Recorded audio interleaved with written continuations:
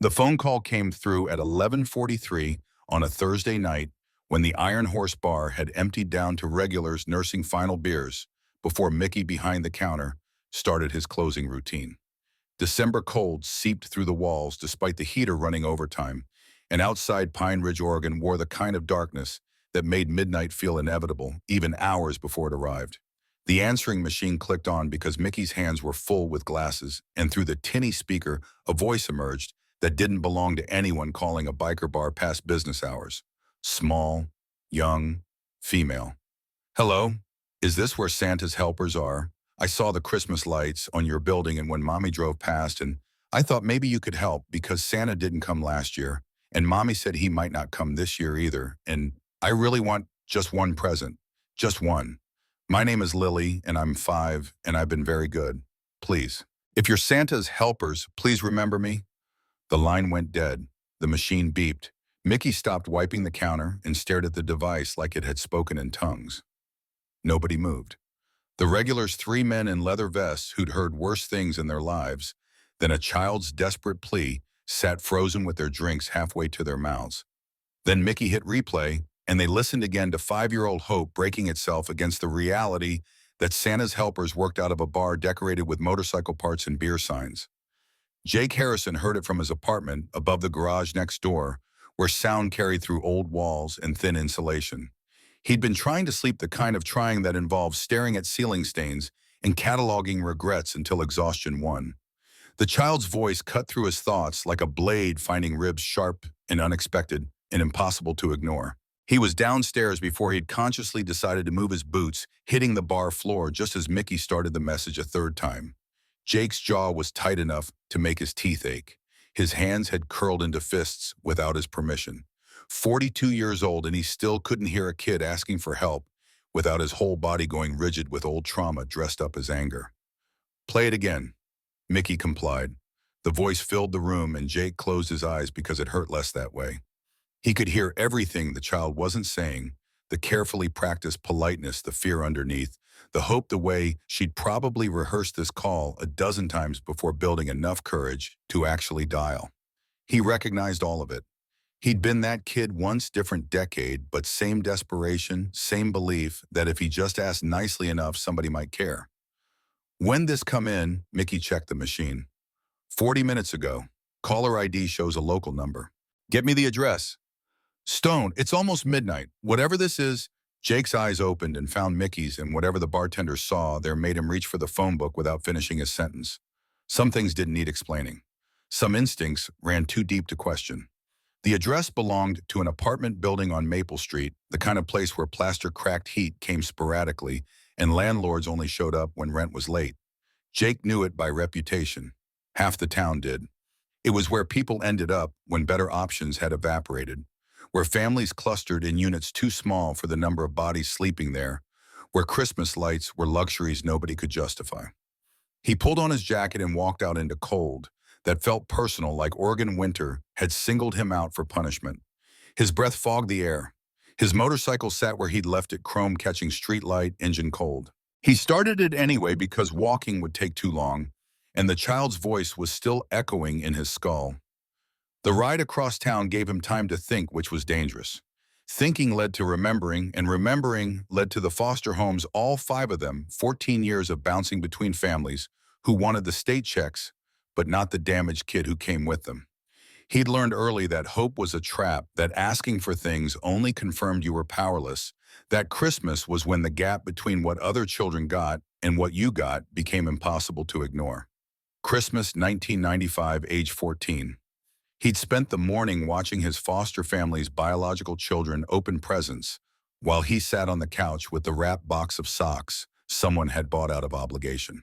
Christmas 1998, age 17. He'd been alone in a group home where the staff worked skeleton shifts on holidays and dinner came from donated cans of soup. Christmas 2003, age 22. He'd just earned his Hell's Angels patch and celebrated by getting blackout drunk to avoid thinking about how nobody in his life knew or cared that he'd been born. The pattern had continued for 2 decades. Christmas meant isolation, meant remembering that he'd never been chosen, never been wanted, never been the kid somebody fought to keep. And now here he was at 42, owner of a successful garage, respected member of his chapter, still carrying wounds that hadn't healed because some injuries didn't close, no matter how much time passed. The apartment building emerged from darkness, looking worse than its reputation suggested. The exterior paint had surrendered to weather years ago. Broken windows wore cardboard bandages. A rusted swing set sat in a courtyard where no children played this late, its chains creaking in wind that smelled like approaching snow. Jake killed his engine and sat studying the structure, counting floors, noting which units showed light behind curtains. Third floor, number 47, according to the phone book. Lights were off. Either everyone was asleep or nobody was home. He checked his watch, 12:23 a.m. Too late to knock, too late to do anything except confirm the address and come back tomorrow. But he sat there anyway, engine ticking as it cooled because leaving felt wrong. The child had called asking for help, and here he was, and doing nothing felt like every adult who'd ever looked at young Jake Harrison and decided he was someone else's problem. Movement caught his attention. A woman exiting the building, moving fast, her coat clutched, closed against the cold. She carried a bag that looked like it held work clothes and walked with the hunched posture of someone trying to make herself smaller, less visible, less likely to draw attention from whatever dangers lived in parking lots after midnight. She climbed into a car that should have been retired years ago, an old sedan with primer spots and a passenger door that didn't match the body color. The engine coughed 3 times before catching. Jake memorized the license plate out of habit. The car pulled away, trailing blue smoke, and he started his bike to follow.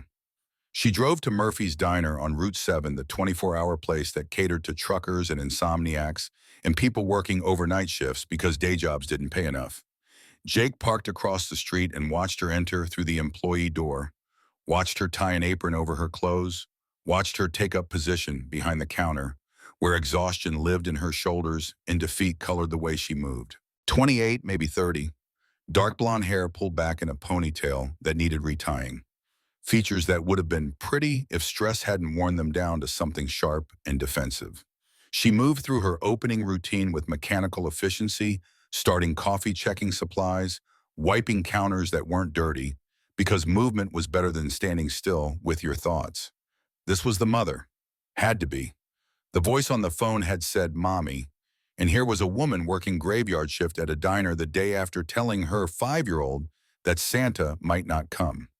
Jake's hands tightened on the handlebars. The math was simple and brutal. Single mother overnight, work apartment in the bad part of town, child old enough to know Christmas meant presents, but young enough to still believe in Santa. He'd seen this story before. He'd lived a version of it. The details changed, but the structure stayed the same: poverty, desperation, systems that didn't care, and kids who paid the price. The diner filled slowly with truckers, stopping for coffee and eggs. The woman served them with practiced efficiency, her smile never reaching her eyes, her movements economical in the way of people who've learned not to waste energy. Jake watched until his coffee shop across the street opened at 5 a.m., then he walked over and bought the darkest roast they had and waited for the sun to come up. Morning arrived cold and gray, the kind of December day that promised snow without delivering. Jake returned to Maple Street at 7 when the apartment building showed signs of life, lights clicking on doors opening, residents emerging to face another day. He parked down the block and waited. At 7:45, the woman's car returned. She parked in the same spot and climbed out, moving slower than she had the night before, fatigue obvious in every step. She let herself into the building, and Jake gave her 10 minutes before following. The interior hallway smelled like old cooking and mildew. Stairs creaked under his boots. Third floor was worse than the others, the carpet worn through to backing in places, water stains on the ceiling, suggesting roof leaks nobody had bothered fixing. Number 47 sat at the end of the hall, its door slightly warped in the frame, a doormat that said "Welcome," with letters faded to ghosts. He stood there listening. Voices inside the woman and someone smaller. The child. Their conversation filtered through cheap wood and thinner walls. "Mommy, I'm hungry." "I know, baby. Let me make you something. Can we have pancakes?" "We don't have mix right now. How about cereal?" "We're out of cereal." "Then toast. I can make toast."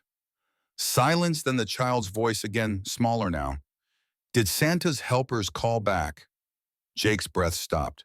The woman's response took too long, and when it came, it carried weight. Not yet, sweetheart, but maybe they will. I asked really nicely. I said please and everything. I know you did. You were very polite. Maybe I should call again. Maybe they didn't hear me. Lily, baby, I don't think. The conversation continued, but Jake had stopped listening. He walked back down the stairs and out into morning light that felt too bright, too normal for what he'd just heard. The child had called. The mother knew about it, and the mother was lying about hope because what else could she do when reality offered nothing better? He rode back to the garage and spent the next hour pretending to work on an engine rebuild while actually thinking about foster care Christmases and phone calls that went unanswered and 5-year-old girls who believed in Santa's helpers because believing was easier than accepting that nobody was coming. At 9:30, he made a decision. He called Tommy Martinez, the chapter's head mechanic, and the closest thing Jake had to a best friend, despite never using that term because bikers didn't do feelings like that. You busy? Tommy's voice came through, rough with sleep. The fine busy.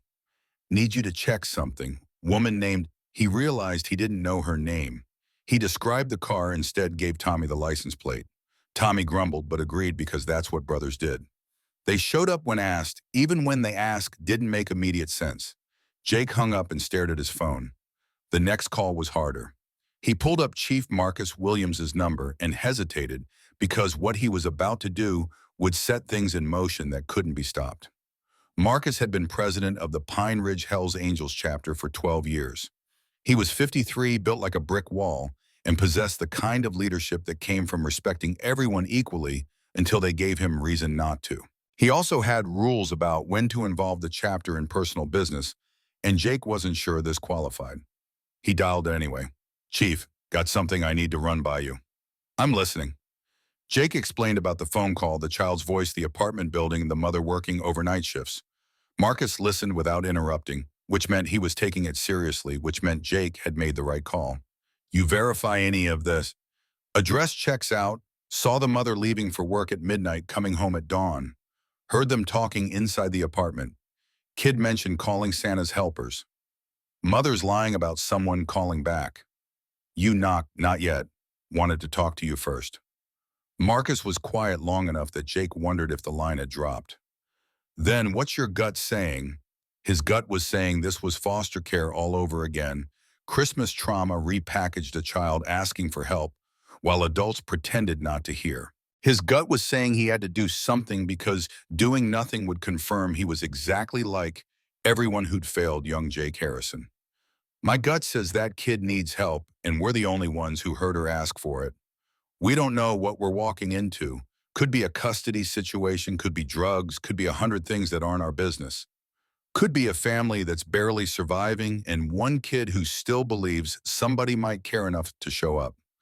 Another pause, then Marcus exhaled hard enough for the phone to catch it.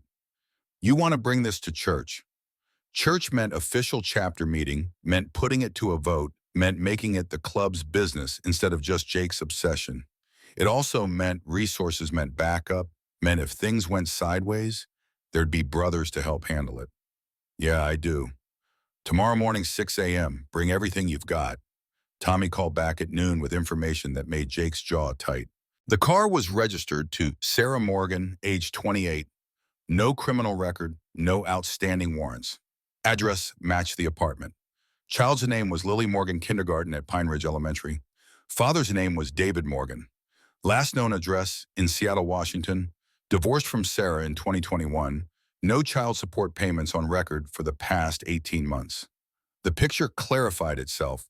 Young mother deadbeat, father, no support system, working minimum wage to keep a roof over her daughter's head. Jake had seen this movie. He knew how it ended if nobody intervened. He spent Friday watching. Not stalking, he told himself, though the line was thin. He needed information before tomorrow's meeting, needed to understand the scope of what he was asking the chapter to take on. So he watched Sarah Morgan leave for her shift at Murphy's Diner at 5 p.m.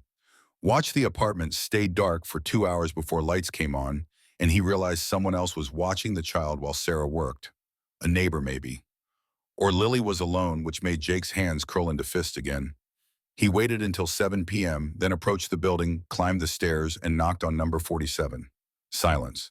Then small footsteps and a child's voice through the door. Who is it? Hi there, my name's Jake. Is your mom home? She's at work. Are you alone? Mrs. Chen is supposed to check on me, but she's sleeping. His chest tightened. 5 years old and alone in an apartment while mom worked overnight shifts and the neighbor who was supposed to supervise had fallen asleep.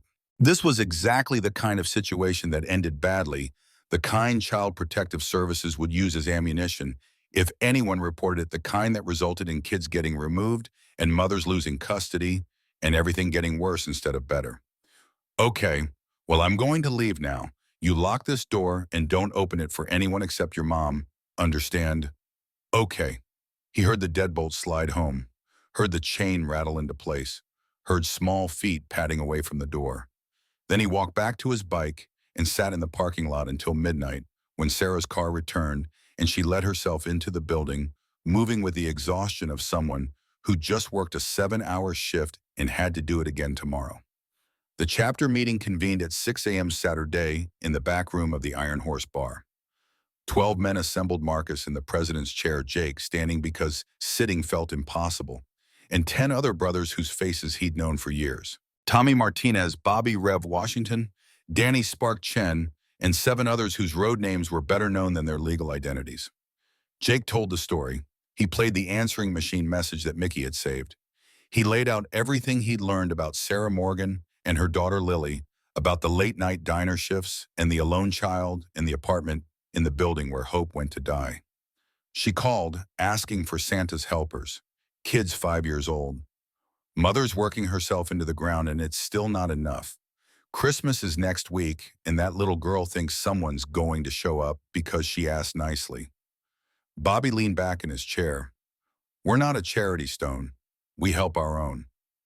She asked for help. She called a bar at random, probably saw our lights and thought we looked festive. That doesn't make it our problem. Jake's voice went cold. Then whose problem is it?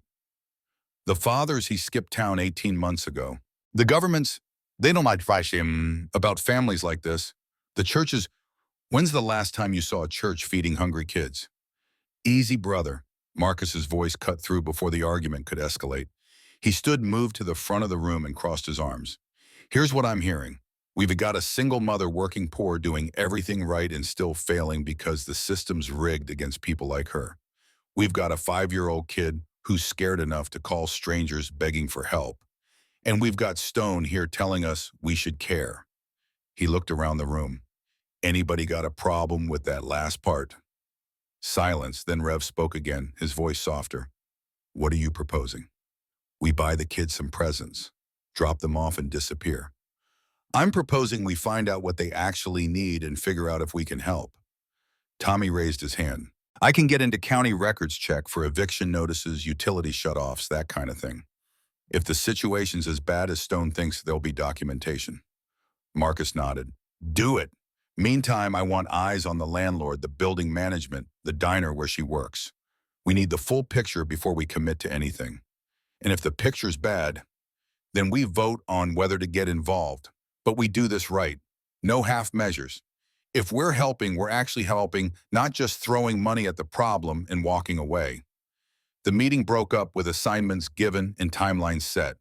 Jake walked out into morning cold, feeling something he hadn't felt in years: purpose. Not the comfortable routine of running the garage or the predictable rhythm of club activities, but the sharp-edged purpose that came from seeing someone who needed saving and having the power to maybe possibly actually do something about it.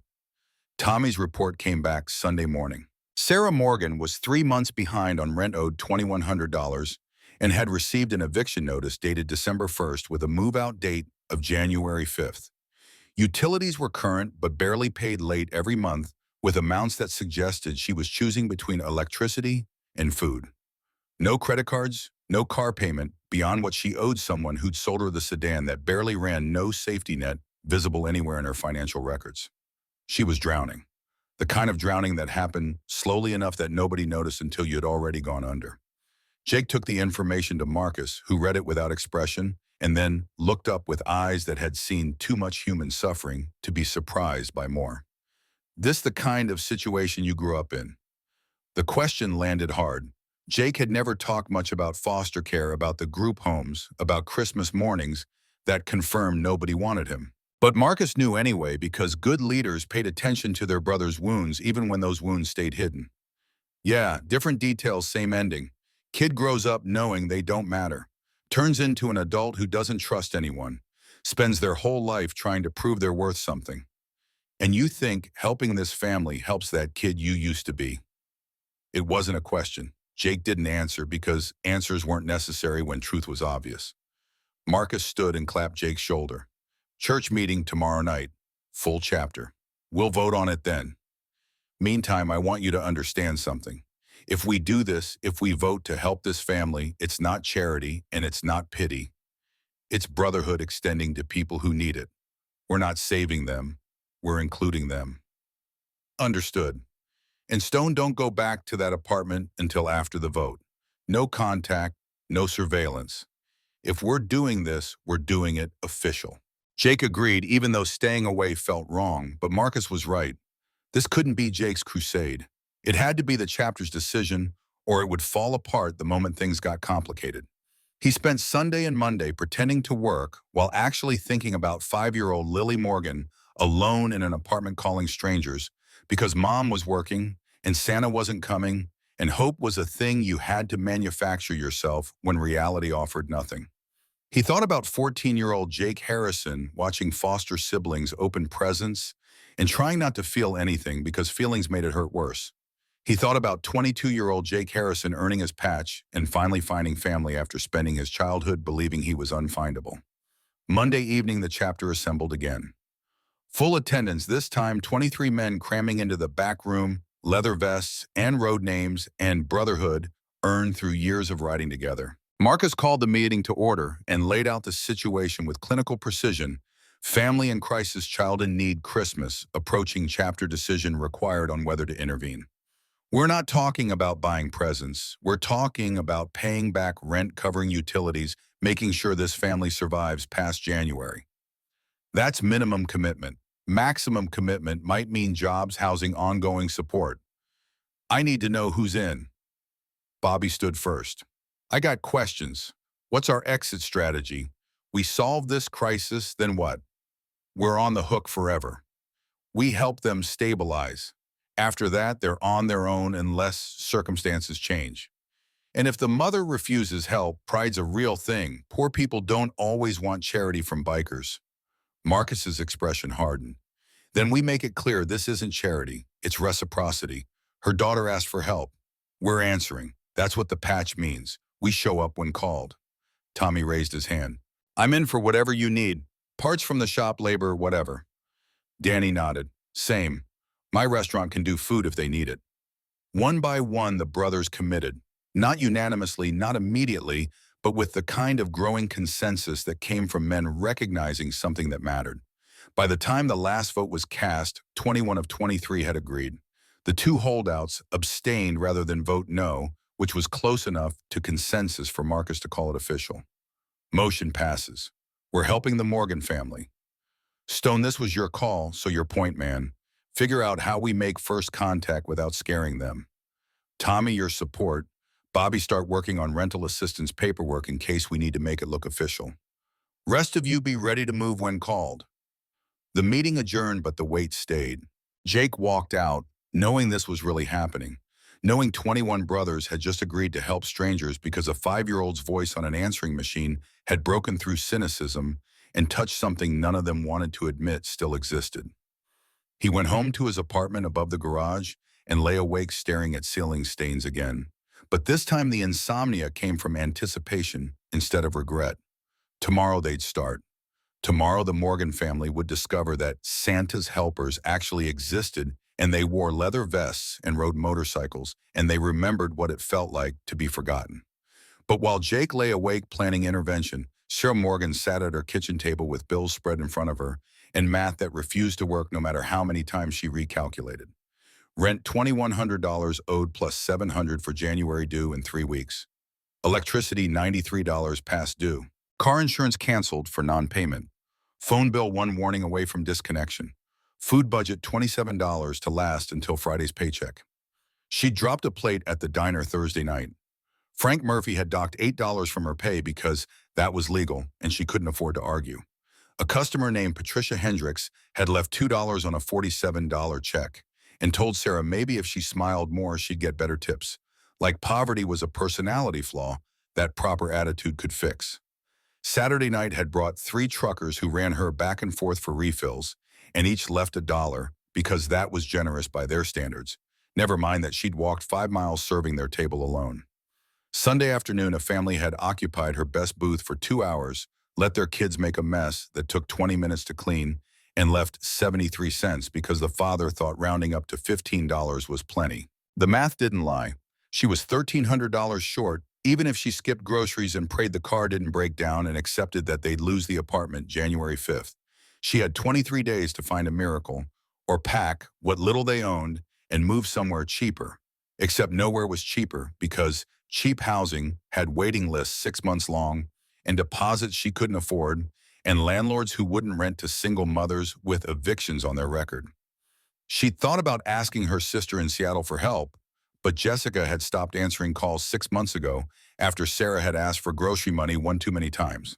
She'd thought about church, but Father Thomas's parish ran on donations from people almost as poor as she was, and Christmas already stretched them thin. She'd thought about government assistance, but she made exactly $47, too much monthly to qualify for food stamps, and earned precisely $19, too much to get housing support, because the system was designed to trap people in the gap between poverty and help.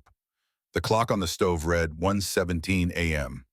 Lily was asleep in the bedroom they shared, the only bedroom, because the apartment was a one-bedroom that Sarah had lied about on the application by claiming she'd used the living room couch. She'd lied about a lot of things: her employment history, her references, her marital status, anything necessary to get approved, because desperation made liars of honest people.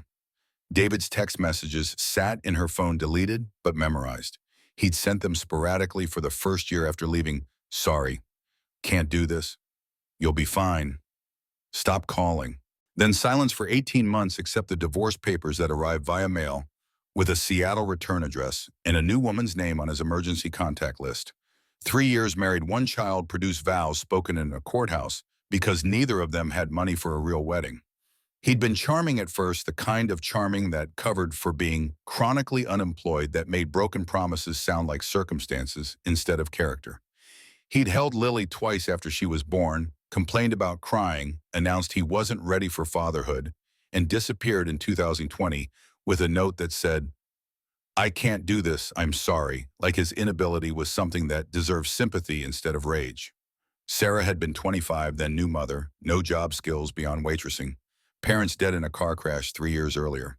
Sister checked out emotionally, and a baby who needed everything. She'd survived by working doubles, by accepting that sleep was negotiable, by teaching herself that poverty was simply logistics that had to be managed one day at a time. But 3 years of managing had ground her down to bone. She was tired in ways sleep didn't fix. She was scared in ways that made her hands shake when she wasn't actively holding them still.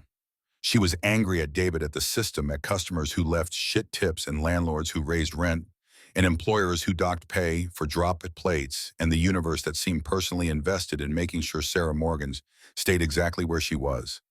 The bills blurred as tears finally came. She let them fall because Lily was asleep, and crying alone at the kitchen table didn't count as weakness if nobody witnessed it. She cried for the Christmas she couldn't give her daughter, for the presents that wouldn't appear for the 5-year-old who'd called a bar asking for Santa's helpers because Mom had mentioned seeing lights on the building, and Lily's brain had made connections that broke Sarah's heart. She'd found out about the call Friday morning when Lily asked if anyone had responded. Sarah had lied reflexively, said maybe they would, knowing they wouldn't because whoever answered phones at bars didn't care about desperate kids. She'd added it to the pile of small cruelties that defined their life hope offered, and then crushed beliefs, shattered magic revealed as fiction. But lying to Lily hurt worse than the bills or the eviction or the exhaustion. Lying meant Sarah had become the kind of parent who protected children from reality by teaching them to expect nothing, who prepared them for disappointment by delivering it early, who transformed Christmas from wonder into evidence that the world didn't care. The tears stopped eventually because tears always stopped. Crying didn't change math, didn't pay rent, didn't make miracles appear. She wiped her face with her sleeve, stacked the bills in order of urgency, and accepted that January 5th they'd be homeless unless something impossible happened. At 1:47 a.m., Sarah Morgan went to bed, believing nobody was coming, believing the phone call had been childish fantasy, believing they'd survive this the same way they survived everything alone, desperate and hoping tomorrow might somehow hurt less than today, even though experience suggested it wouldn't. She didn't know that across town, Jake Harrison lay awake planning her rescue. She didn't know 21 bikers had voted to help. She didn't know that impossible things sometimes happen when the right person heard the right call at the right moment and decided that doing nothing was worse than whatever risk came with showing up. She only knew that tomorrow she had to work another double shift, had to smile for customers who wouldn't tip, had to come home to a daughter who still believed in Santa's helpers, even though believing would only make the disappointment sharper. And in the morning, both Sarah and Jake would wake to the same sun rising over Pine Ridge, neither knowing that their lives were about to collide in ways that would change everything. Christmas Eve morning arrived with frost coating Pine Ridge in white that glittered under street lights, still burning at 6 a.m. when Jake pulled into the Iron Horse Bar parking lot. Inside, Tommy and Bobby had already started organizing the operation with military precision that would have been funny if the stakes weren't real. The main room had been transformed into a staging area, tables covered with wrapped presents, boxes of food stacked against the wall, envelopes containing cash counted and recounted to make sure the numbers matched what the chapter had pledged. $2,300, $2,100 for back rent, plus $200 for utilities and a buffer in case Roger Bellamy, the landlord, tried demanding extra fees. Tommy had purchased everything on the list Jake had compiled based on watching the Morgan apartment winter coat and size 5T boots that would actually fit clothes that weren't threadbare toys, appropriate for a 5-year-old girl who still believed in magic. Bobby had handled the food, filling 3 boxes with staples that would last a month if stretched carefully. This feels bigger than I thought it would. Jake looked up from the envelope he'd been staring at for 5 minutes. Tommy stood beside him, holding a wrapped present, his expression caught between satisfaction and uncertainty. We're committing to more than one night. You ready for that? Question is whether she's ready for it. Proud people don't always accept help the way you think they will. Jake had been thinking about that since the vote passed. Sarah Morgan worked doubles to support her daughter, lied to landlords to keep a roof over their heads, dropped plates, and accepted pay docs without complaint, because complaining meant unemployment. That kind of survival required walls, required refusing to need anyone, required believing you could handle everything alone, because depending on others meant getting hurt when they inevitably left. He recognized it because he'd built those same walls himself. 28 years of them from age 8, when his mother vanished, until age 36, when he'd finally let Chief Marcus see past the armor. Walls kept you safe, but they also kept you alone, and Jake had spent too many years alone to think isolation was strength. We do this right. Make it clear we're not judging her, not pitying her, just answering a call. Marcus arrived at 6:30, followed by the rest of the brothers who committed to helping. The plan was simple: load everything into trucks, drive to Maple Street, deliver it quietly enough not to wake the building, but obviously enough that Sarah would find it Christmas morning. Anonymous help, the kind that didn't require explanation or create obligation. Except Jake couldn't shake the feeling that anonymous wouldn't work. Sarah would see the presents and the food and the cash, and she'd panic. She'd think it was a mistake or a scam or something with strings attached, because good things didn't happen to people like her without cost. She'd probably try to return. Everything would spend Christmas Day tracking down whoever had left. It would refuse to accept help because accepting meant admitting she needed it. I want to be there when she finds it. Marcus stopped loading a box of groceries and turned to face him. That's not the plan, Stone. We agreed on anonymous. The plan's wrong. She needs to know where this came from, needs to understand it's real.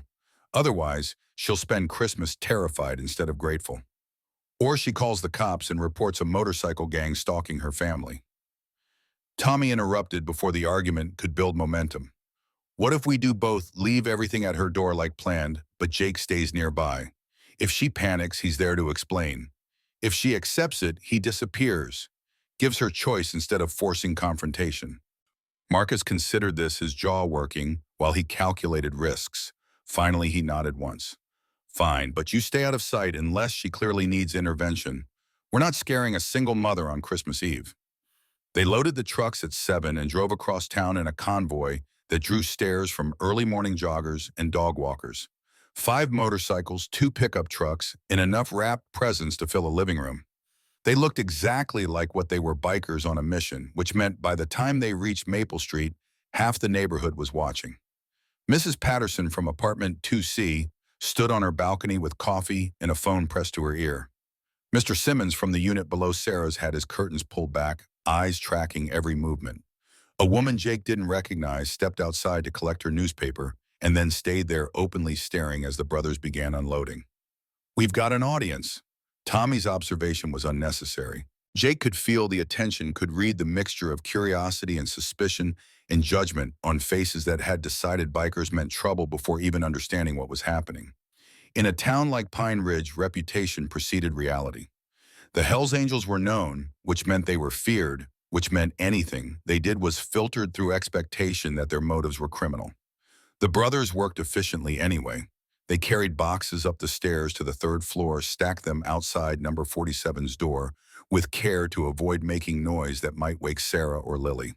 The presents got arranged in a way that would be impossible to miss: winter coat and boots, visible on top envelope, containing cash tucked between wrapped gifts, food boxes stacked neatly to the side. By 7:45, everything was in place. The brothers filtered back downstairs and dispersed to their vehicles, engines starting but not leaving. Marcus caught Jake's eye and made a gesture that meant, "Your call now," then pulled away with his group. Tommy lingered longest, his truck idling at the curb. "You want backup?" "I want you gone before she sees anyone and assumes the worst." Tommy nodded and drove off, leaving Jake alone with his motorcycle parked 2 buildings down in a clear view of the Morgan apartment door. He settled in to wait, knowing it could be hours before Sarah emerged, knowing she might not emerge at all if she had the day off from work, knowing that this moment, this intersection of his need to help and her potential refusal, would determine whether the next 3 months unfolded as rescue or disaster. The door opened at 8:17. Not Sarah Lily. The 5-year-old appeared in pajamas printed with faded cartoon characters, her dark blonde hair tangled from sleep, her expression still carrying the soft confusion of having just woken up. She took 1 step into the hallway and stopped so completely that Jake could see her freeze from 50 feet away. Then she screamed. Not fear, not terror, pure joy. The kind of scream that came from discovering something impossible had become real, from believing so hard that magic existed that when it finally appeared, the emotion was too big for a small body to contain. "Mommy, Mommy, come look. Santa's helpers came, they came." Sarah appeared in the doorway seconds later, moving fast, her face showing the panic of a mother who'd heard her child scream and assumed emergency. She wore an oversized t-shirt that probably belonged to her ex-husband and had the wild-eyed look of someone yanked from sleep into crisis mode. Her expression cycled rapidly: confusion at the presence, shock at the quantity, fear as understanding arrived that this wasn't normal, this wasn't safe, this was wrong. "Lily, get inside." "But Mommy, look at all." "Inside, now." The command in Sarah's voice made Lily obey immediately, despite not understanding why joy had turned to fear. Sarah pulled her daughter back through the doorway, and Jake watched her scan the hallway, looking for whoever had done this, looking for the threat that must accompany this kind of impossible generosity, because nothing was free and strangers didn't leave thousands of dollars worth of help without expecting something in return. Jake stood from where he'd been leaning against his motorcycle. He didn't approach, didn't call out, just made himself visible so Sarah's searching would find an answer. She spotted him immediately and her whole body went rigid. He could see her making calculations, biker alone watching her building, responsible for whatever was piled outside her door. He needed to move carefully, needed to close the distance between them without triggering the fear that was already obvious in her posture. But before he could take a step, Lily darted around her mother's legs and ran toward the presents, too excited to obey, too young to understand that sometimes gifts came with prices nobody wanted to pay. "Lily Morgan, you stop right." Lily had already reached the presents and was holding up the winter coat, her face transformed by wonder. It was pink with white trim, exactly the kind of coat a 5-year-old would pick for herself if money wasn't a factor. She hugged it to her chest and then looked down the hallway, her eyes finding Jake with the unerring instinct children had for identifying the source of miracles. Are you Santa's helper? The question hit Jake the same way the answering machine message had unexpected and devastating and impossible to ignore. He'd prepared for Sarah's reaction, had mentally rehearsed explanations and justifications and reassurances. He hadn't prepared for Lily to look at him with eyes that held every Christmas wish she'd ever made and ask if he was the reason those wishes were coming true. Yeah, I guess I am. His voice came out rougher than he intended, emotion making it hard to control tone. Lily's smile widened impossibly, and she ran toward him before Sarah could stop her, before Jake could step back, before either adult could prevent what was about to happen. Small arms wrapped around his leg. Fierce grip, desperate gratitude, the weight of a child who'd been waiting her whole life for someone to show up. Jake looked down at dark blonde hair and thin shoulders and felt every defense he'd ever built crack straight down the middle. Thank you so much. I knew you'd come. I told Mama you would. Sarah was already moving, closing the distance between them, her face showing the specific terror mothers felt when strangers touched their children. She grabbed Lily's shoulder and pulled her back, placing her own body between daughter and biker, her voice coming out sharp with fear, masquerading as anger. Who are you? What is this? My name's Jake Harrison. Your daughter called my bar last week asking for help. We're just answering that call. Sarah's eyes narrowed. She was processing, trying to make pieces fit, trying to understand how a phone call from a 5-year-old had resulted in a biker showing up at her door with enough presence to fill a room.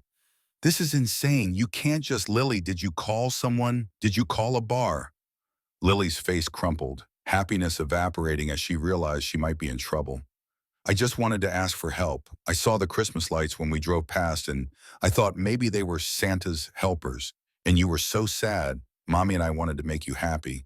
So I called the number on the building and you gave strangers our address.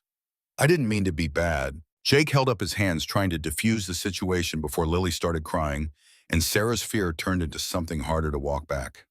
She didn't give us anything. We looked up the phone number, found your address ourselves. She was just a kid asking for help. We decided to answer. How many of you are there? 23 in the local chapter. 21 voted to help your family. Sarah's face went white. She looked at the presents still piled outside her door, at the boxes of food, at the envelope she probably hadn't noticed yet. Then she looked at Jake, and her expression showed the exact moment when fear overwhelmed everything else. Oh my God, this is Hell's Angels, isn't it? Those patches on your jacket, I've seen them before. You're a gang. We're a motorcycle club. Same thing. Everyone knows what you people do. Drugs, violence, criminal activity. We run charity rides, support veteran causes, and help families in need. That's what we're doing here. Sarah's laugh came out bitter and sharp. Nobody helps families in need. Not like this. There's always a catch, always something you want. Jake recognized the wall going up, recognized the defensive anger that came from years of being let down. He kept his voice level, kept his body language non-threatening, kept trying, even though he could see this was going exactly how Tommy had predicted. There's no catch. Your daughter asked for help. We have resources. We're using them to make sure she has a Christmas and you don't get evicted. That's it, nothing more. You know about the eviction? Her voice had gone very quiet now, the kind of quiet that came before either breaking down or shutting down completely. Jake nodded. We know you're 3 months behind on rent, that your eviction notice says January 5th, that you work doubles at Murphy's Diner, barely making enough to survive. We know because we did our homework before committing to help. You investigated me. We verified the situation, yes. Sarah's hands were shaking now. She gripped Lily tighter, her daughter sensing the shift and staying quiet in that way kids did when adult emotions got too big. This is insane. You can't just investigate people and show up at their door with presents and expect— I don't even know what you expect. What do you expect? Nothing. We expect nothing. Everyone expects something. That's how the world works. Jake took a breath, trying to find words that would penetrate the fear and the walls and the years of being taught that kindness was a lie. I grew up in foster care, 5 different homes between age 8 and 22. Every Christmas, I'd watch other kids open presents while I got token gifts from people who took state checks but didn't actually want me. I know what it's like to be the kid nobody fights for, who calls for help and nobody answers. Sarah's expression shifted slightly. Not softening, but calculating differently now. So this is about you, about making yourself feel better by playing hero. The accusation landed because it wasn't entirely wrong. Jake had admitted to himself days ago that helping Lily meant something to the kid he'd been. But reducing it to ego missed the larger truth. This is about making sure one little girl doesn't grow up thinking she's invisible. If that makes me feel better too, I'm okay with that. Sarah was quiet for a long moment. Her hands had stopped shaking, but her face still carried suspicion that went bone deep. When she spoke again, her voice was barely above a whisper. I can't accept this. I can't take money from a motorcycle gang and not wonder what happens when you decide you want something in return. I can't let my daughter think strangers are safe just because they show up with gifts. I can't. Her voice broke. Lily made a small sound and wrapped her arms around her mother's waist, offering comfort she was too young to fully understand. Sarah closed her eyes and Jake watched her fight for control, watched her try to hold together in front of her child and a stranger while everything inside her was clearly fracturing. Thank you for trying to help, but we'll manage on our own. She turned to go back inside. Jake's next words stopped her. January 5th is 12 days away. Where are you going to go? Sarah's shoulders tensed, but she didn't turn around. We'll figure something out. We always do. The shelter has a waiting list. Your car won't survive living in it through winter. Your sister in Seattle stopped taking your calls months ago. I'm not trying to be cruel, I'm stating facts. You're out of options and too proud to admit it. Now she turned and the expression on her face was pure rage. Don't you dare. Don't you dare stand there in your leather jacket with your motorcycle gang and lecture me about pride. I've been surviving on my own since I was 18. I raised my daughter alone after her father walked out. I've worked every shit job in this town and kept us fed and clothed and housed without anyone's help. So yes, I have pride because pride is the only thing I've got left that hasn't been taken from me. The speech left her breathing hard, eyes bright with tears she refused to let fall. Lily had started crying now, overwhelmed by her mother's emotion, not understanding what was happening, but knowing it was bad. Jake felt the weight of his mistake, felt the way his attempt at help had turned into attack, felt the gap between intention and impact that he should have anticipated better. You're right, I'm sorry. That was out of line. Sarah blinked clearly, not expecting apology. I'm trying to help and doing it badly. Let me try again. He crouched down to Lily's level, making himself smaller, less threatening. Hi, Lily, I'm Jake. You called my bar asking for Santa to help your mom. That took a lot of courage.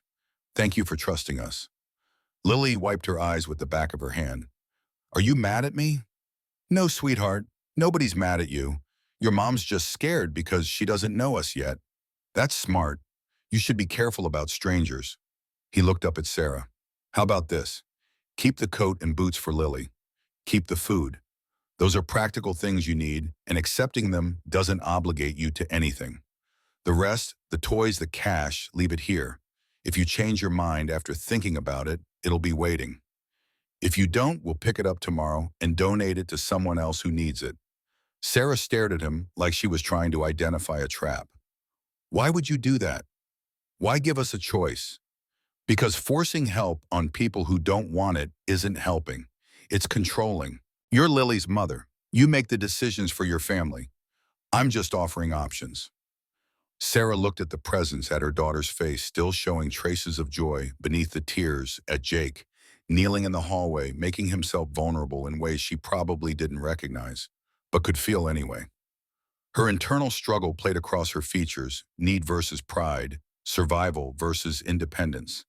The desire to give Lily Christmas versus the terror of owing something to dangerous strangers. The coat and boots, the food, nothing else. Fair enough. Jake stood and stepped back, giving them space. Sarah gathered Lily into her arms and carried her back into the apartment, closing the door firmly. The deadbolt slid home.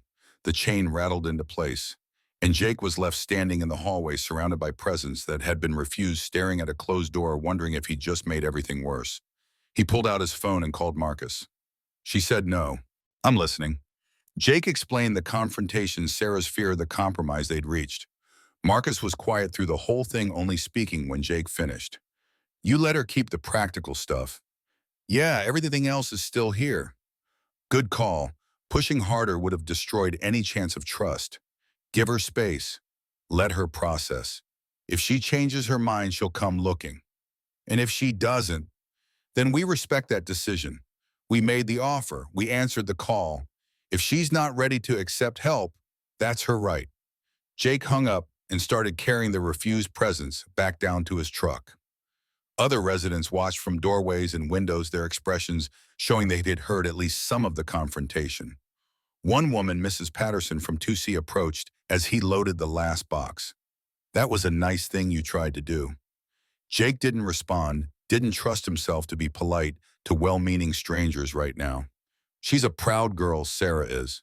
Been that way since she moved in 2 years ago. Never asks for anything, never admits when she's struggling. It's admirable in a way, but also sad. Yeah, it's real sad. Mrs. Patterson didn't miss the edge in his voice. Don't take it personally. Some people have been hurt so many times that kindness looks like a threat. Give her time. She'll come around. Jake finished loading his truck and rode back to the Iron Horse Bar feeling like he'd failed at something important. The brothers were waiting, could read the outcome on his face before he said anything. She refused. Kept the coat and food, rejected everything else. Tommy exhaled slowly. Called it. Pride's a hell of a thing. So what now? Bobby leaned against the wall, arms crossed. We just let them get evicted. We give her space. Let her make her own choices. Maybe she comes back for help. Maybe she doesn't. And the rent money eviction's still happening in 12 days. Yeah, Jake had thought about that during the ride back. We pay it anyway.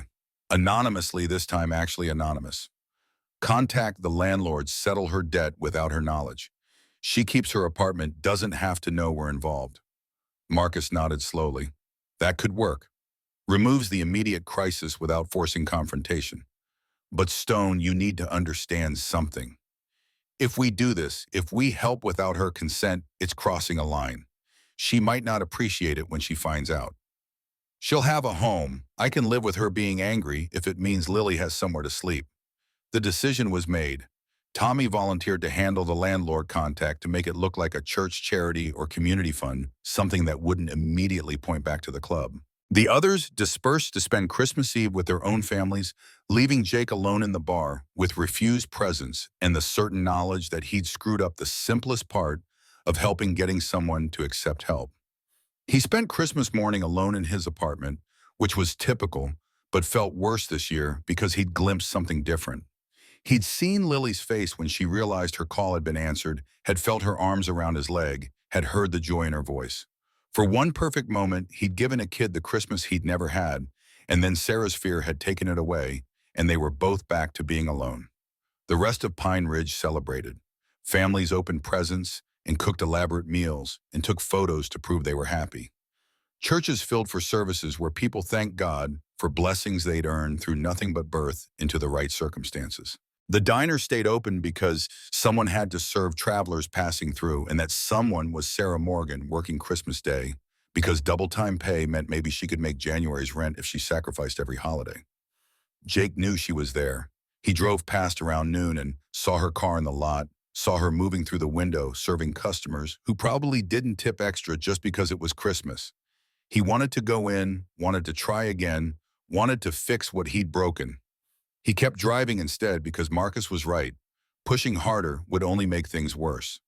The week between Christmas and New Year's passed in uncomfortable limbo. Jake learned through Mrs. Patterson, who'd taken it upon herself to become an informant, that Sarah had called the landlord, Roger Bellamy, asking about payment plans. Roger had laughed, told her the eviction stood unless she paid in full by January 5th, and suggested she should have thought about consequences before falling behind. Tommy reported that his attempt to pay the rent anonymously had failed. Roger refused payment from anyone except Sarah herself, said he wanted her out regardless of money, that the unit could fetch higher rent from a different tenant who'd actually pay on time. Apparently, Sarah's eviction was less about money and more about Roger being a vindictive landlord who enjoyed exercising power over desperate people. So we're back to square one. She needs help, won't accept it, and the landlord's actively working against her. What's the play? Jake didn't have an answer.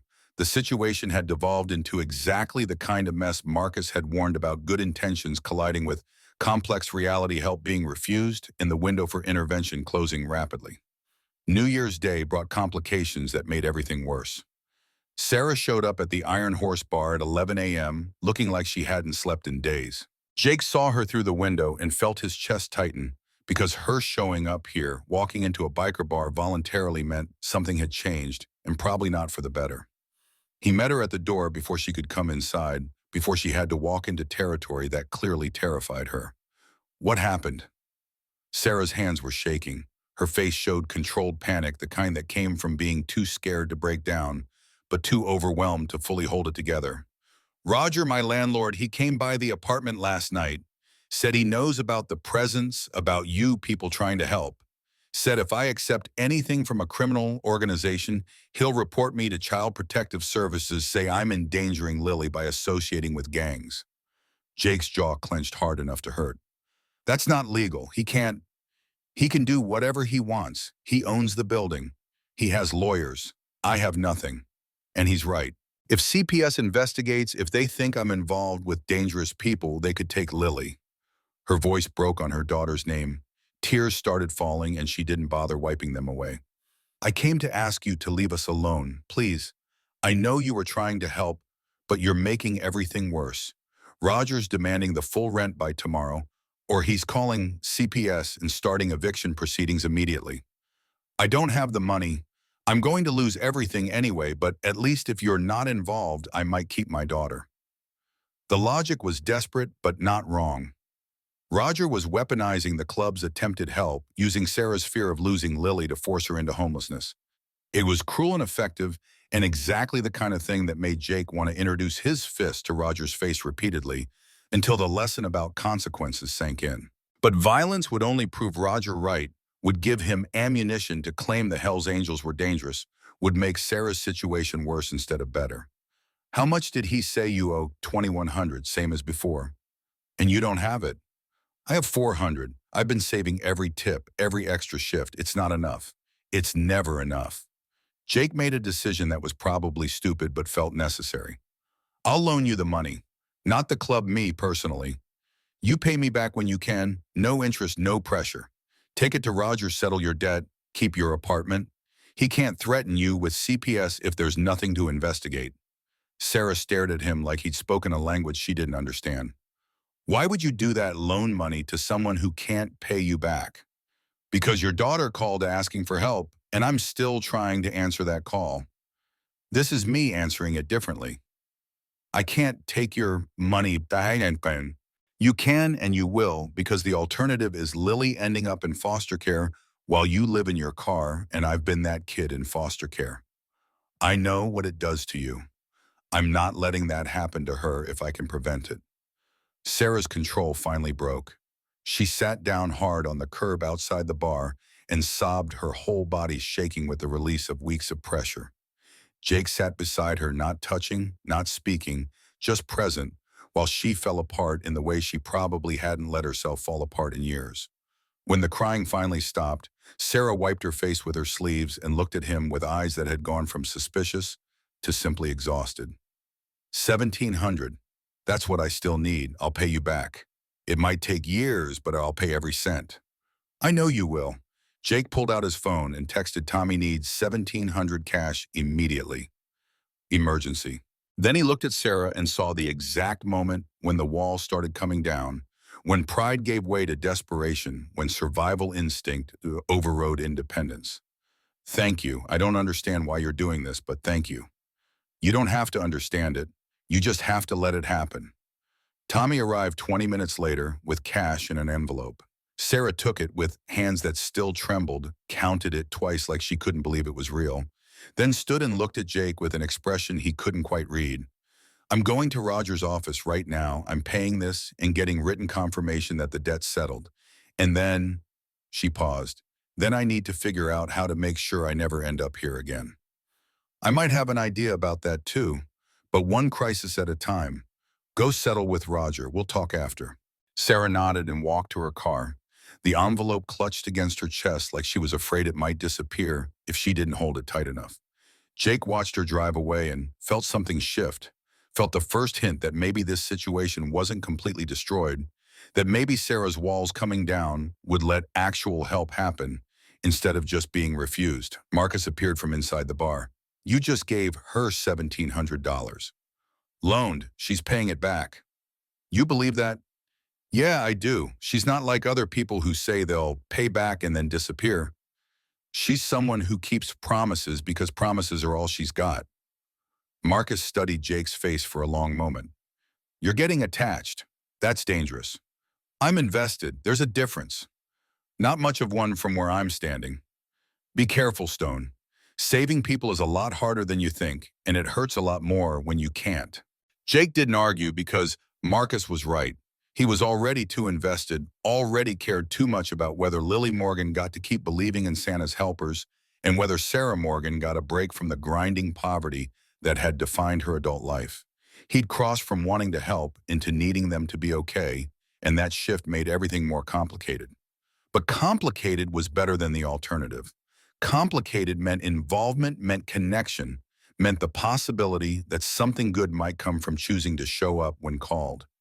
Sarah returned 3 hours later with a receipt showing her rent was paid through February and a look on her face that was equal parts relief and shell shock.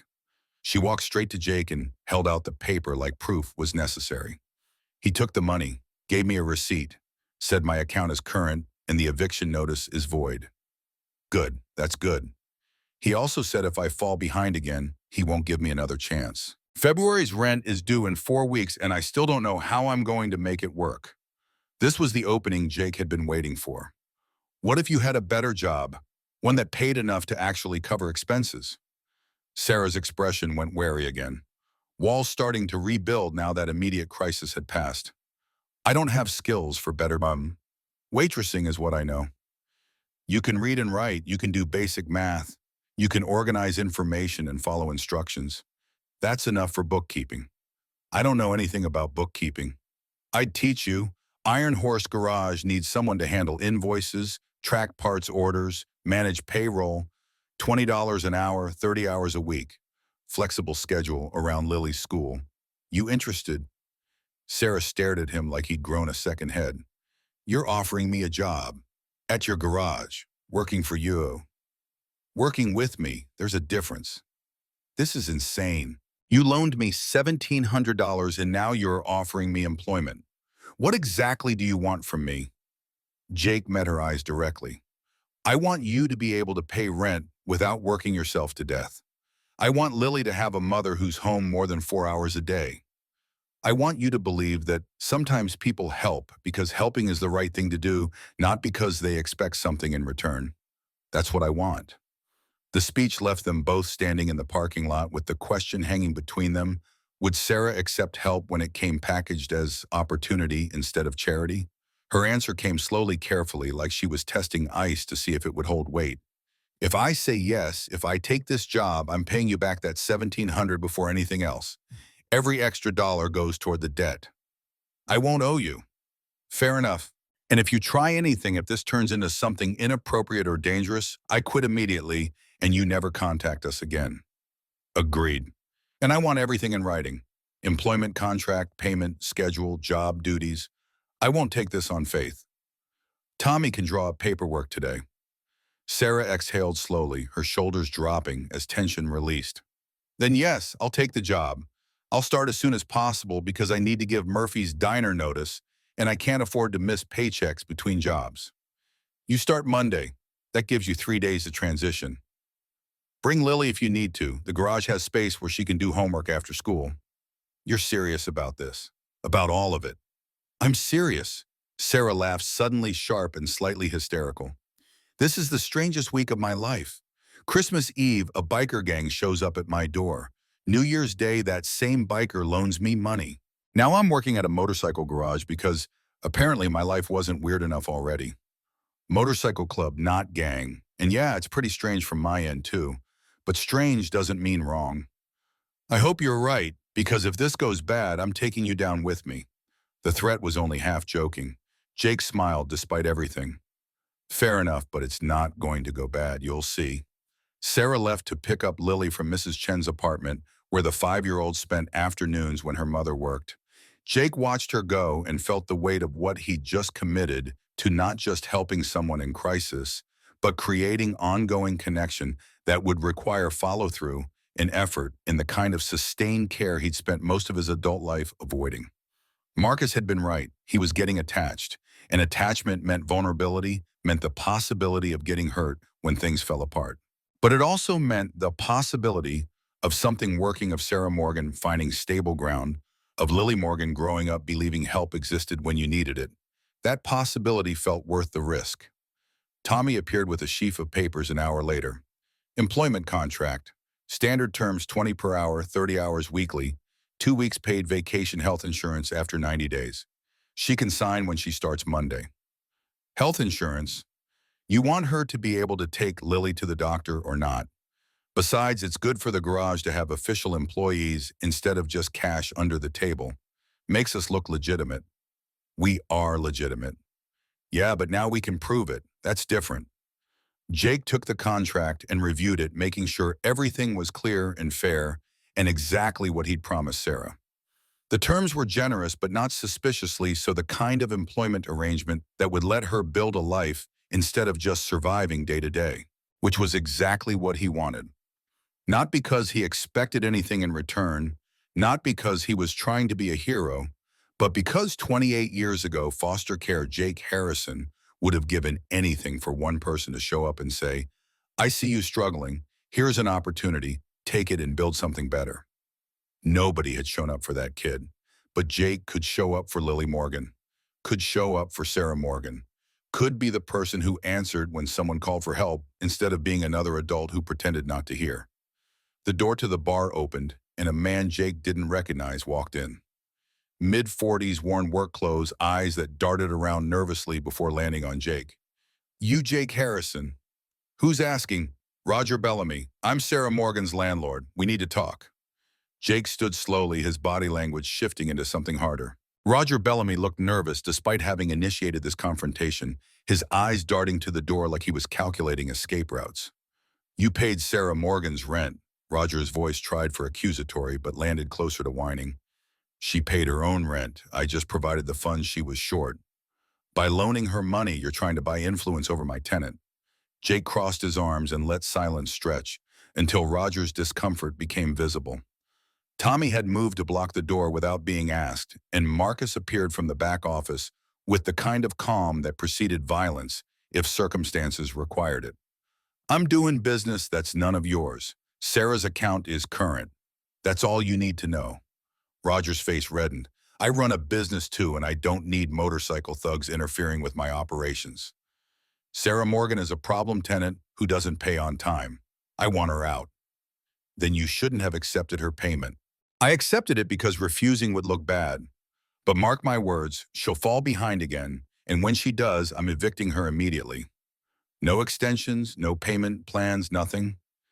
And if I find out you people are still involved, I'll make things very difficult for everyone." Marcus spoke for the first time, his voice carrying the weight of someone who'd spent decades learning how to intimidate without threatening. "Difficult how?" Roger shifted his weight, bravado cracking. "I have connections. Town council, police department, business owners. One call and I can make your garage's permits get reviewed. Your licenses questioned, your customers harassed. You want to keep operating in Pine Ridge, you stay away from my properties."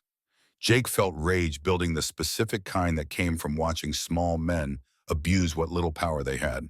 Roger Bellamy owned apartment buildings that should have been condemned, charged rent that consumed most of his tenants' income, and threatened anyone who challenged his authority.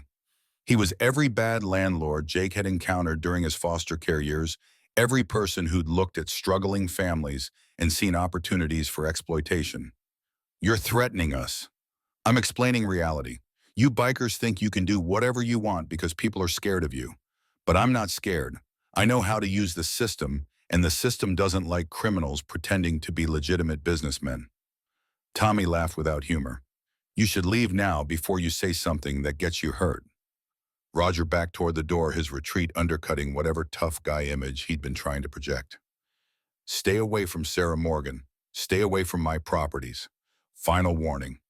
He left quickly, his truck pulling out of the parking lot with enough speed to suggest he'd been more frightened than he'd admitted. Jake watched him go and felt the situation crystallizing into something that would require careful handling. Roger had drawn lines, made threats, positioned himself as an enemy. That meant whatever came next would be confrontation rather than cooperation.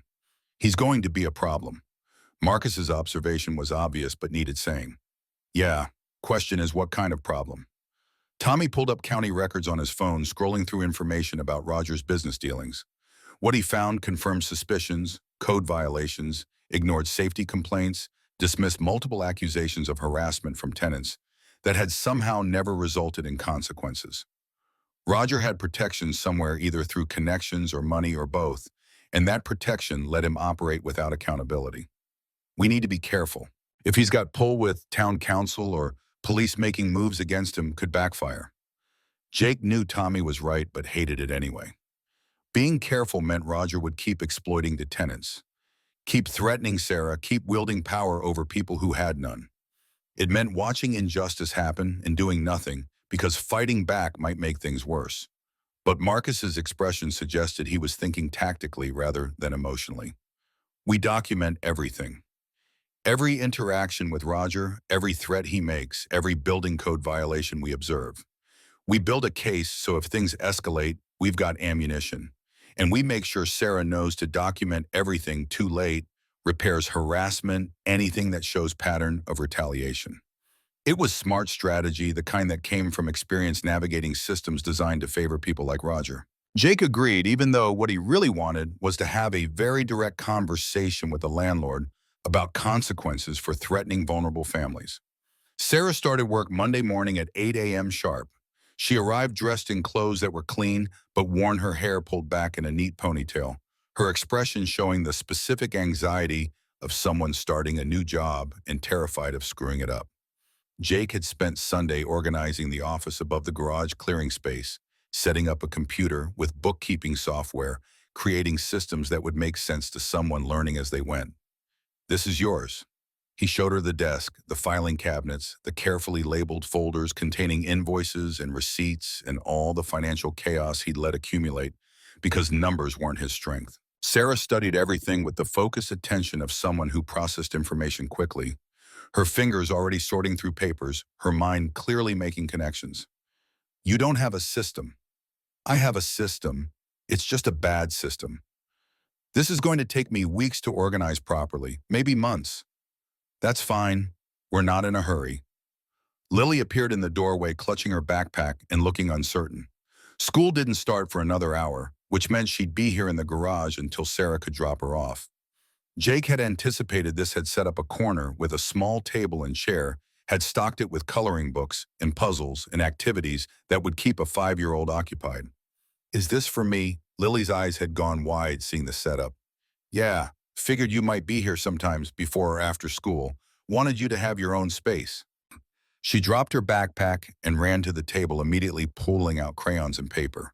Her earlier uncertainty replaced with the easy enthusiasm children brought to new situations when adults made them feel welcome. Sarah watched her daughter settle in, and something in her expression softened. You didn't have to do this. I wanted to. Kids need spaces that are theirs. Makes them feel like they belong. The simple statement landed harder than Jake intended. Sarah's eyes went bright, and she turned away quickly, busying herself with paperwork to hide whatever emotion had surfaced. They worked in silence for the next 40 minutes, Sarah organizing chaos into order, Jake handling a customer in the garage below, Lily coloring pictures of houses with too many windows and dogs with too many legs. At 8:45, Sarah took Lily to school and returned by 9:15, diving back into the financial records with the kind of focus that suggested she was grateful for work that demanded enough attention to quiet her thoughts. By lunch, she'd created a system that actually made sense, had identified patterns in parts of ordering that would save money, had found billing errors that meant customers owed more than they'd paid. You're good at this. Sarah looked up from the computer screen, her expression surprised. It's just organization. Following rules, making sure numbers match. It's not complicated. It's complicated to me. I've been running this garage for 7 years and never figured out how to make the books balance properly. You did it in 4 hours. Pride flickered across her face before she suppressed it, like allowing herself to feel accomplished was dangerous. I'll have everything properly organized by the end of the week. Then we can set up automated systems so it stays organized instead of turning into chaos again. They fell into routine faster than Jake expected. Sarah arrived at 8, worked until 3 when she picked up Lily from school, and returned with her daughter who did homework at the small table while Sarah finished her hours. The arrangement worked because it had to, because Sarah needed the bum, and Jake needed the help, and Lily needed somewhere safe to exist while her mother worked. The garage became a second home for the child. She learned the names of tools memorized, which wrenches were which sizes, understood the difference between socket sets and Allen keys. Tommy taught her about engines, letting her hand him tools while he worked, explaining combustion and pistons, and how motorcycles were simpler than cars but also more temperamental. Bobby showed her the parts inventory system, let her help count stock, taught her to match part numbers with their corresponding equipment. And Jake, without quite meaning to, became the person Lily came to when she had questions or needed help, or just wanted someone to tell her she'd done good work on her homework. He'd never been around kids, much had avoided them, the way people avoided reminders of painful childhoods. But Lily was different. She didn't trigger memories of young Jake Harrison being unwanted. She made him think about who that kid could have become if someone had shown up and cared. 3 weeks passed. Sarah settled into the work, proved herself competent enough that Jake started trusting her with responsibilities beyond basic bookkeeping.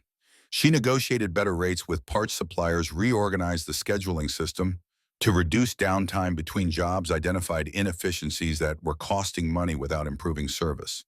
The garage ran smoother with her there, which meant Jake's initial claim that he'd needed help hadn't been just an excuse to create employment. But Pine Ridge noticed.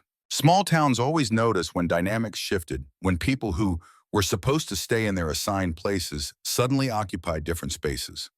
Sarah Morgan, working for the Hells Angels, became gossip that spread through church groups and PTA meetings and the diner where she'd waitressed for 3 years.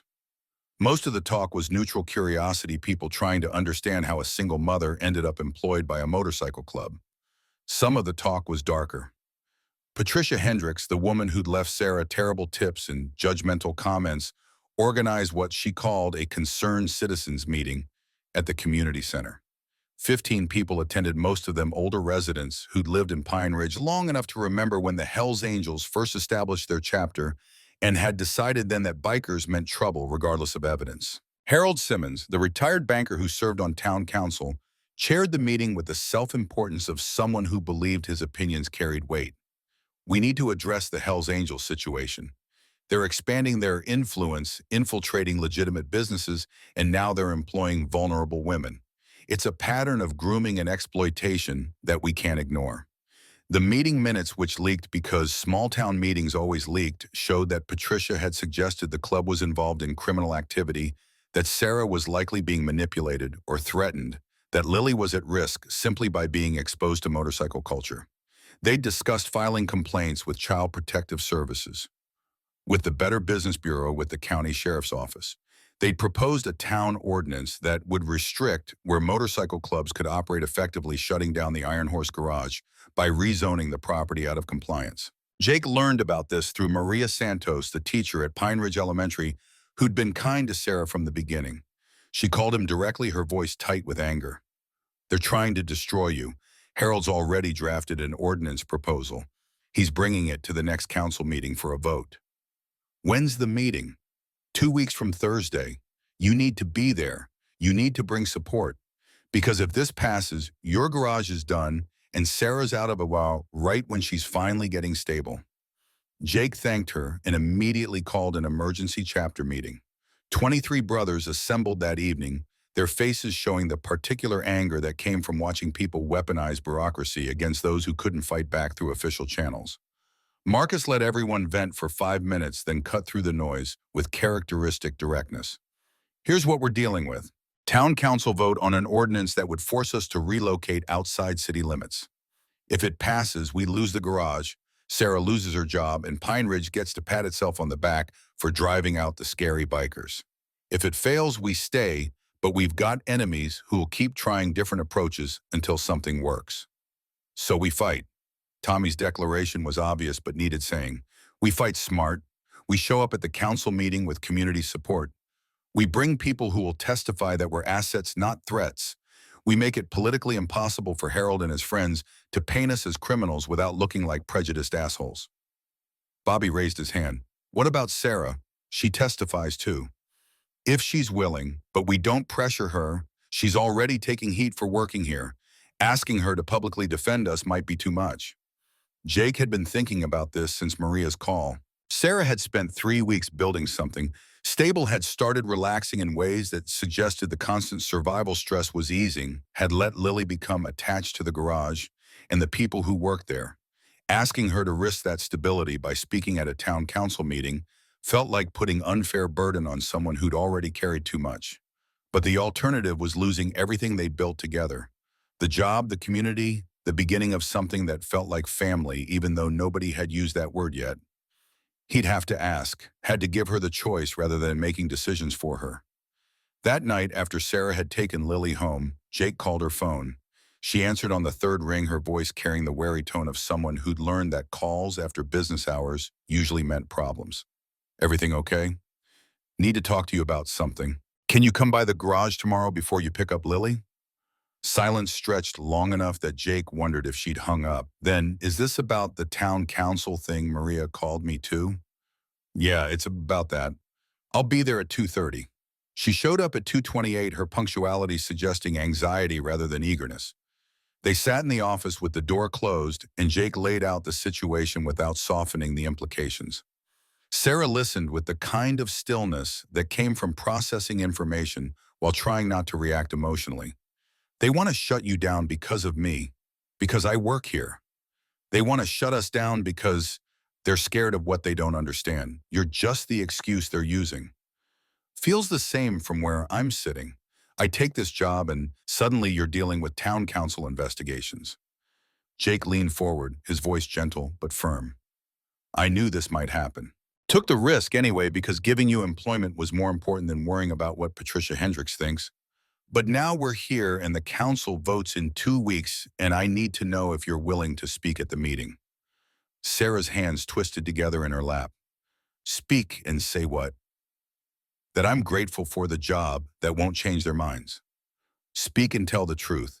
That you're a single mother who needed work and we gave you a fair chance that Lily's better off with you employed than she was when you were barely surviving. Make them see you as a person instead of a talking point. And if I speak and they still vote to shut you down, then I've made everything public. Everyone knows my business and I still lose my job. The fear in her voice was real and justified. Speaking meant exposure, meant vulnerability, meant risking the little bit of privacy and dignity she'd managed to protect. Jake wanted to promise it would work out, wanted to guarantee that courage would be rewarded, but he'd learned young that promises about the future were usually lies. I can't guarantee anything except that we'll fight as hard as we can. You speak or you don't, that's your call. Either way, we're not giving up without making them work for it. Sarah was quiet for a long time, her expression cycling through emotions too fast to track. When she finally spoke, her voice had changed, had gone from scared to determined. I'll do it. I'll speak. Because you gave me a chance when nobody else would, and that matters more than being comfortable. But Jake, if this goes bad, if we lose anyway, I need to know you'll help me find something else. I can't go back to Murphy's Diner. I can't go back to barely surviving. You have my word. We lose this fight, I'll make sure you land somewhere solid. She nodded and stood to leave, pausing at the door with her hand on the frame. Thank you. For asking instead of assuming. For treating me like I get a choice. That's not something I'm used to. She left before Jake could respond, but her words stayed with him.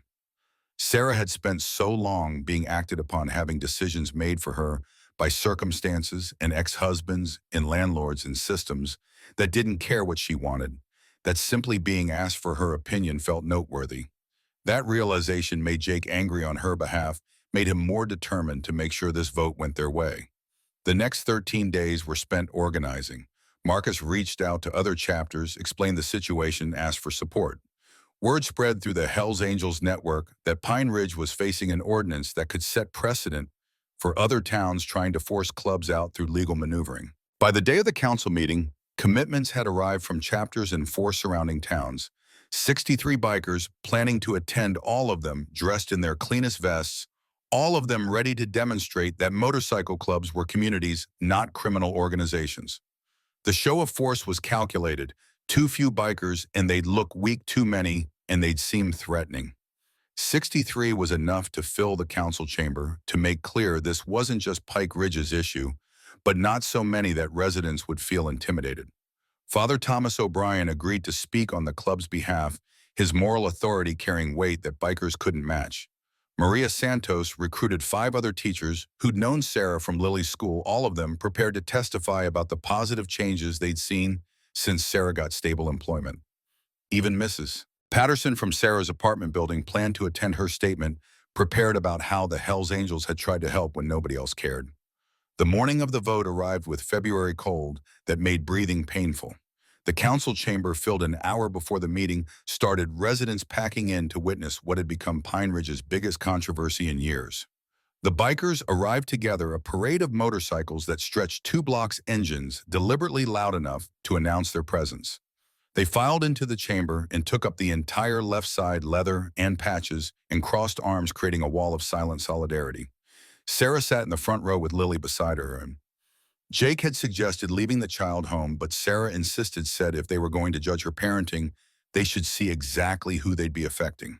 Lily wore her pink coat, the one from Christmas, that had started this whole chain of events, and held her mother's hand with the seriousness of a child who understood something important was happening, even if the details were unclear. Harold Simmons called the meeting to order, his face showing satisfaction that this had come to a vote. Patricia Hendricks sat beside him, her expression radiating the righteous certainty of people who believed their prejudices were wisdom. The 5 council members looked uncomfortable with the packed chamber, with the bikers staring at them silently with the attention this small-town vote had somehow attracted. Harold began with his proposal. Ordinance 847B would restrict businesses with known criminal affiliations from operating within city limits, would require extensive background checks for business licenses, would give the council authority to revoke permits based on community safety concerns. The language was careful, technically designed to sound reasonable while specifically targeting the Hells Angels. This ordinance protects our families, our children, our community values. We cannot allow criminal organizations to normalize their presence by hiding behind legitimate business fronts. The Iron Horse Garage may appear to be a simple repair shop, but it's operated by a motorcycle gang with documented ties to illegal activity. Jake felt Tommy tense beside him, but Marcus's hand on the younger man's shoulder kept him seated. They'd agreed beforehand, let Harold talk, let him show his prejudice, let the opposition reveal exactly who they were before the defense began. Patricia spoke next, her voice dripping false concern. I'm particularly worried about Sarah Morgan and her daughter. This poor woman has been drawn into an organization she doesn't understand, put her child at risk by accepting employment from dangerous people. We have a responsibility to protect vulnerable citizens from exploitation. Sarah's hand tightened on Lily's. Her jaw clenched, but she stayed quiet because this was Harold and Patricia's time to speak, and responding now would only make things worse. The floor opened for public comment. Father Thomas stood first, his clerical collar giving him authority that cut through the chamber's tension. I've been pastor in Pine Ridge for 23 years. I've known many of these men. He gestured toward the bikers for most of that time. They've supported every church fundraiser, every community charity, every family in crisis that our parish couldn't help. When the Millers lost their home to fire, the Hells Angels provided temporary housing. When young Marcus Chen needed expensive medical treatment, they organized rides that raised $40,000. When Sarah Morgan needed employment, they gave her a fair wage and flexible schedule instead of judgment. He turned to look directly at Harold and Patricia. This ordinance isn't about safety. It's about fear. Fear of people who look different, who live differently, who challenge our comfortable assumptions about who deserves respect. I urge this council to reject fear and choose community. Maria Santos spoke next, her statement focused on Sarah specifically. I've taught Lily Morgan for 2 years. Before Christmas, she was a withdrawn child who came to school hungry more often than not, who wore clothes that didn't fit, who talked about being worried about her mom. After Christmas, after Sarah started working at the garage, everything changed. Lily eats lunch every day now. She wears a coat that keeps her warm. She smiles, she engages. She's become the bright kid she always had potential to be. That's not exploitation. That's what happens when someone gets the support they need. 5 more teachers echoed similar observations. Mrs. Patterson testified about watching the bikers try to help Sarah when her landlord was threatening eviction. A veteran named Robert Chen spoke about the Hells Angels supporting his PTSD treatment.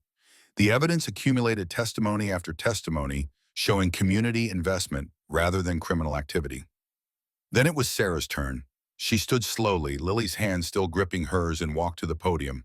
Her voice started quiet but strengthened as she spoke. My name is Sarah Morgan. 3 months ago, I was 2 months behind on rent, working double shifts at Murphy's Diner, watching my daughter go without because I couldn't afford to give her what she needed.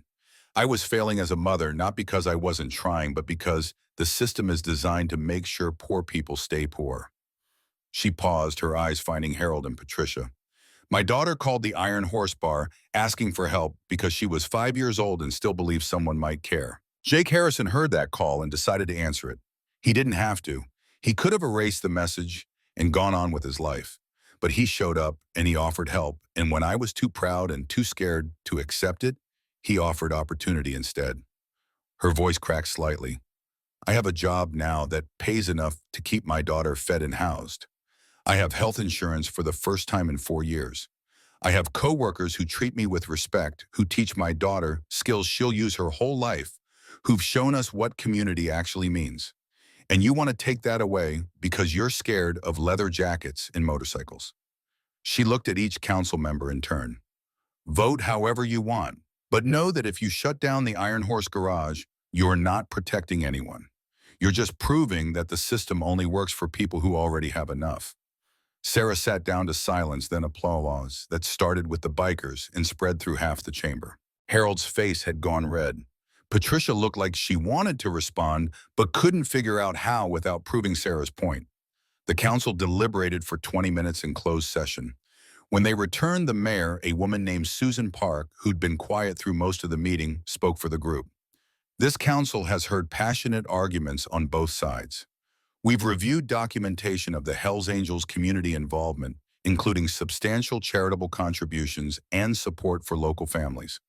We've also considered concerns about business regulations and community standards. She paused, looking at her notes. After careful consideration, we vote 4-1 to reject Ordinance 847B. The Iron Horse Garage's permits and licenses remain valid.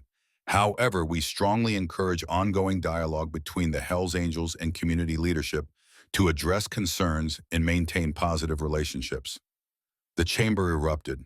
Bikers cheering Patricia, shouting about the decision being wrong, Harold demanding a recount. But it was done. The vote had failed. The garage would stay open. Sarah would keep her job. And Pine Ridge would have to accept that motorcycle clubs could be part of the community instead of threats to it. Jake found Sarah outside after the meeting, Lily running ahead to show the pink coat to some of the other bikers. Sarah's face showed exhaustion mixed with relief, mixed with something that might have been pride. We won. Her statement was half disbelief, half wonder. Yeah, we won. I can't believe I did that. Spoke in front of all those people. Told them about being poor and desperate and failing. I thought I'd die of embarrassment. You were brave. That's what courage looks like. Sarah laughed shakily. Courage feels like nausea and shaking hands. But we won, so I guess it was worth it. And they stood in comfortable silence, while around them the community dispersed, some angry, most satisfied, and all of them aware that something significant had just happened. Jake wanted to say more, wanted to acknowledge that something between them had shifted over the past 3 months, that Sarah had gone from terrified stranger to trusted friend to something else that he didn't have words for yet. But before he could figure out how to articulate feelings he barely understood himself, Chief Marcus appeared with news that changed everything again. Just got a call from dispatch. Fire at Maple Street Apartments, multiple units involved. It's Sarah's building. The world narrowed to that single piece of information. Sarah's apartment. Fire. The building where 20 families lived, where Lily's things were, where Sarah had finally found stability. They ran to vehicles, Sarah climbing onto Jake's motorcycle without being asked, holding onto him while he drove too fast through streets that felt endless.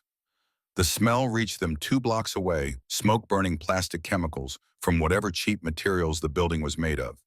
When they rounded the corner, flames consumed the entire east wing, the section where Sarah's unit sat.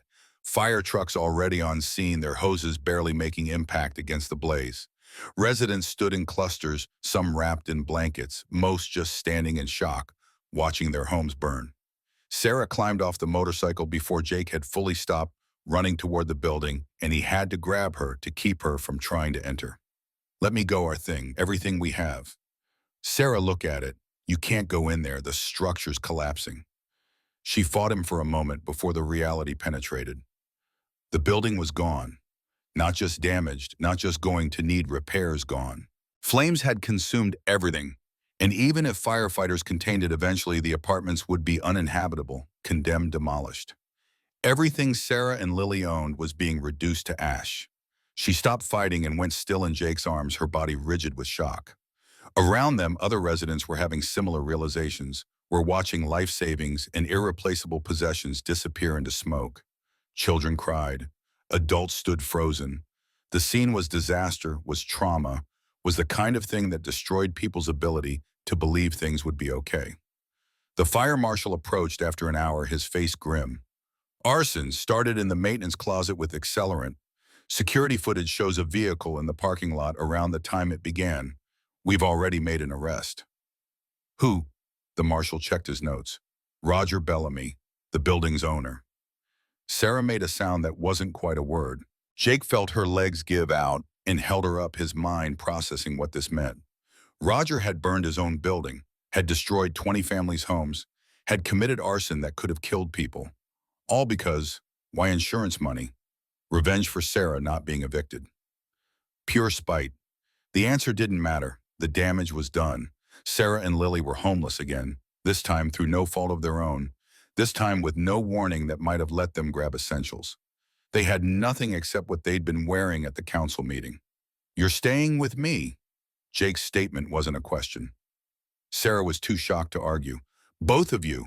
My apartment above the garage. It's not big, but there's a bedroom Lily can use and a couch that's decent enough. You stay until we figure out something better." "I can't just move in with you." "You can and you will, because the alternative is a Red Cross shelter, and that's not happening. We'll figure out permanent arrangements later. Right now you need somewhere to sleep, and Lily needs to not spend tonight processing that everything she owned is gone."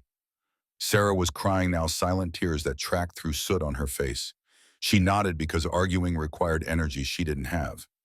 Jake kept his arm around her while they waited for the fire to be fully contained, while the marshal took statements, while the Red Cross volunteers arrived with blankets and information about temporary housing. The other Hells Angels appeared, gradually called by words spreading through the chapter. Marcus, Tommy, Bobby, Danny, a dozen others, all of them taking in the scene and understanding immediately that this required a response. They gathered near Jake's motorcycle, their faces showing the particular anger that came from watching innocent people suffer. "How many families displaced?" Marcus's question was directed at the fire marshal, who looked surprised to be addressed by a biker, but answered anyway. 23. The entire East Wing. Building's condemned owners under arrest insurance is probably going to fight paying out since it was arson. They have somewhere to go. Red Cross is setting up at the community center, should handle immediate needs. Marcus nodded, his expression calculating. 23 families. We can do better than community center cots. He pulled out his phone and started making calls. Within 30 minutes, commitments arrived from Hells Angels chapters across 3 states. Emergency Housing Fund activated. Members with spare rooms opening their homes. The club's warehouse on the edge of town being converted into temporary dormitories. Food donations, clothing drives, cash contributions. The response was massive, immediate, the kind of thing that happened when Brotherhood extended beyond patches and became actual community support. Sarah watched it unfold with disbelief. They're doing this for strangers. These people don't know anyone from my building. They know you, that's enough. By midnight, the fire was contained and plans were in motion. Sarah and Lily climbed into Jake's truck, too exhausted to process anything more. They drove to the apartment above the garage in silence, Lily asleep against her mother's shoulder. Sarah staring out the window at streets she'd driven 1,000 times that now felt foreign. Jake's apartment was exactly what he'd described: small, sparse, clean, in the obsessive way of people who'd learned in foster care that chaos was dangerous. He showed Sarah the bedroom, the bathroom, the kitchen stocked with basics. Lily woke enough to be carried to bed, her eyes barely opening before sleep reclaimed her. Sarah stood in the living room looking lost. I don't have anything. No clothes for tomorrow, no toiletries, no way to even brush Lily's hair for school. Everything's gone. Tomorrow we'll handle it. Tommy's wife is already gathering clothes in Lily's size. Elena Marcus's wife is buying toiletries and basics. We'll make sure you have what you need. This is too much. All of it. I can't keep taking from you. Jake stepped back closer, close enough to see the exhaustion in her eyes, the soot still smudged on her cheek, the way her hands trembled despite her attempt at control. Sarah, look at me. She did. You're not taking. We're giving because that's what family does. You're part of this now, whether you've accepted it yet or not. My chapter, my brothers, they voted you in the moment they decided to help. You're not alone. You're never going to be alone again unless you choose to be. Something in his words broke through her shock. She closed the distance between them and put her head on his chest, not quite a hug, but needing the contact, needing to know someone solid was there. Jake's arms came around her automatically, and they stood like that for a long time. Neither speaking, both too overwhelmed by the day to process what this proximity meant. When Sarah finally pulled back, her eyes were red but clearer. Thank you for everything. For the job, for speaking at the council meeting, for not letting me walk into that burning building, for offering your home. I don't know how to repay any of it. You don't repay family. You just show up for them when they need you, which you already did at that council meeting, so we're even. Sarah laughed weakly. Pretty sure we're not even, but I'll try to keep up. The first week of living together was awkward navigation of shared space by people who weren't used to sharing anything. Jake gave Sarah and Lily the bedroom, took the couch for himself despite Sarah's protests. Mornings were choreographed chaos, getting Lily ready for school, making sure Sarah had clothes for work, everyone trying not to step on each other in the small bathroom. Evenings were quiet or dinner eaten together because cooking separately seemed ridiculous. Lily doing homework at the kitchen table while Jake and Sarah cleaned up. It shouldn't have worked. Should have been uncomfortable and intrusive and awkward. But instead it felt natural in ways that surprised them both. Jake discovered he liked coming home to voices, to Lily's excited recounting of her school day, to Sarah's presence making the apartment feel lived in instead of just occupied. Sarah found herself relaxing in ways she hadn't since David left, knowing Lily was safe, knowing bills were handled, knowing someone else was sharing the weight of keeping their small family functioning. The second week brought moments that felt dangerously close to domestic. Jake teaching Lily to make scrambled eggs. Sarah organizing his kitchen because the current system made no sense. The three of them on the couch watching a kids' movie. Lily had picked Sarah falling asleep against Jake's shoulder while Lily provided running commentary on the plot. Small moments that accumulated into something neither adult was ready to name. The third week, late evening, after Lily was asleep, Sarah and Jake sat on the couch with careful space between them. Sarah had been quiet all day, her expression troubled in ways that suggested she was processing something difficult. I need to tell you something. Jake's chest tightened because that phrase never preceded good news. Okay. Sarah turned to face him, tucking one leg under herself. I'm scared of this, of us, of what's happening here. What's happening here? You know what's happening. Don't make me say it. Jake did know, had been feeling it too. The way proximity had turned into something more than convenience, the way their accidentally formed household had started feeling like chosen family, the way he'd catch himself watching Sarah move through his space and thinking about what it would be like if this was permanent. I know. Sarah's voice dropped to barely above whisper. I can't do this wrong again. Can't let Lily get attached to someone who's going to leave. Can't let myself believe this is real and then wake up one day to find you've decided we're too much trouble. I'm not David. I know you're not, but fear doesn't care about logic. Fear says everyone leaves eventually, that I'm too broken and too needy and too much work, that this will end badly and I'll be worse off than before because I let myself hope. Jake understood that fear had lived with his own version of it for decades. The certainty that caring about people meant getting hurt when they inevitably decided you weren't worth the effort. The walls built to protect against that hurt walls that kept you safe, but also kept you alone. I'm scared too. Never done this. Never lived with anyone, never been around kids, never wanted to, because wanting things you can't have hurts. But Sarah, these past 3 weeks having you and Lily here, it's the first time my apartments felt like a home instead of just a place I sleep. He reached across the space between them and took her hand. We can be scared together. Take this slow, see where it goes. No promises about forever, because forever's a long time and we barely know each other. But maybe we try being a family temporarily and see if temporary turns into something more. Sarah's eyes filled with tears. What if it doesn't work? What if we try and fail and ruin everything we've built? Then we'll deal with that if it happens. But Sarah, what if it does work? What if we're both so scared of failing that we miss the chance at something good? She was quiet for a long moment, her hand still in his. Then she leaned forward and kissed him, tentative and brief but deliberate. When she pulled back, her expression had shifted from fearful to determined. Okay, we try, but slowly, for Lily's sake. For all our sakes. They sat together on the couch until late, talking about everything they hadn't said before. Sarah's marriage and divorce, the years of barely surviving, the fear that she was failing Lily by not providing enough. Jake's foster care history, the Christmases alone, the walls that had kept him isolated until Marcus in the club had shown him what brotherhood meant. Two people whose childhoods had taught them not to trust, learning slowly that maybe trust was possible with the right person. The next morning, Jake woke to find Lily standing beside the couch staring at him.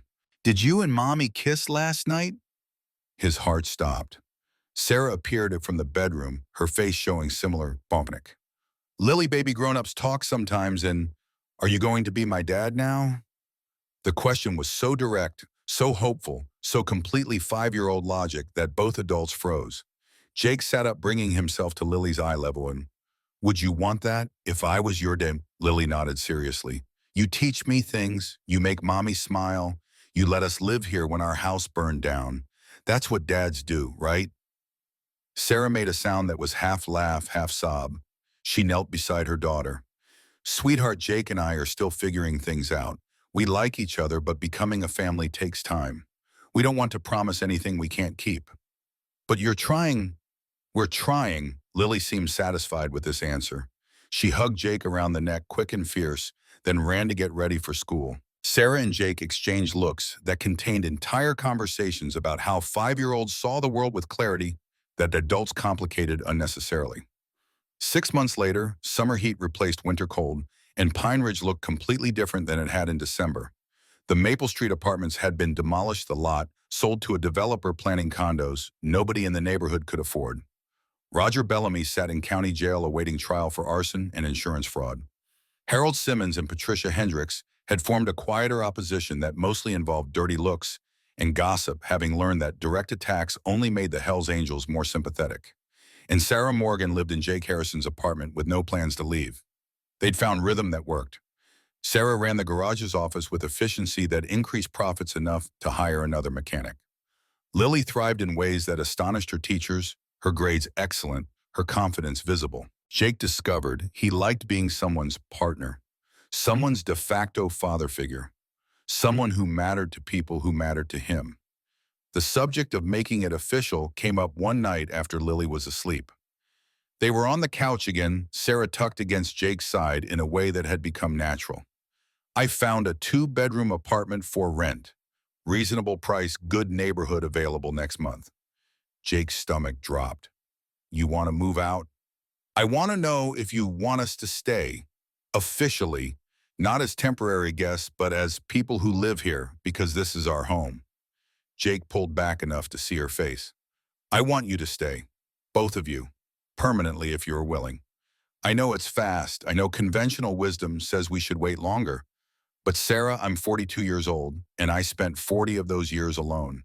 I don't want to waste more time pretending this isn't what I want. What do you want? I want you and Lily here every morning when I wake up. I want to teach her more about motorcycles and watch her grow up safe and loved. I want to build something with you that neither of us had before. I want a family." Sarah's smile was the kind that transformed her whole face. "Then we stay." "And Jake, I want that too. Want us to be real family, the choosing kind instead of the blood kind. Want Lily to grow up knowing she's wanted and safe. Want to build a life with you that's better than anything either of us imagined possible." They kissed, and this time it wasn't tentative exploration. It was certainty, was commitment, was two people deciding that being scared together was better than being safe alone. Christmas arrived again 1 year after Lily's phone call had changed everything. Jake woke to small hands shaking his shoulder to excited whispers about Santa coming to the sound of a child who believed in magic because adults had worked hard to make magic real. He opened his eyes to find Lily bouncing on the bed, Sarah standing in the doorway with coffee, and a smile that still surprised him with its warmth. "Merry Christmas, Stone." He sat up, pulling Lily into a hug.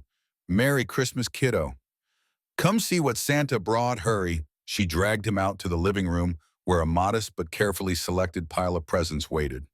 Nothing extravagant because they'd agreed on reasonable limits, but enough to make a 6-year-old's eyes go wide with joy.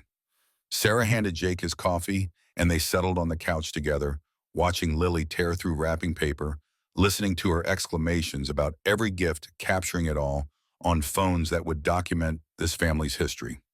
Chief Marcus and Elena stopped by mid-morning with Maya, who'd become Lily's unofficial big sister.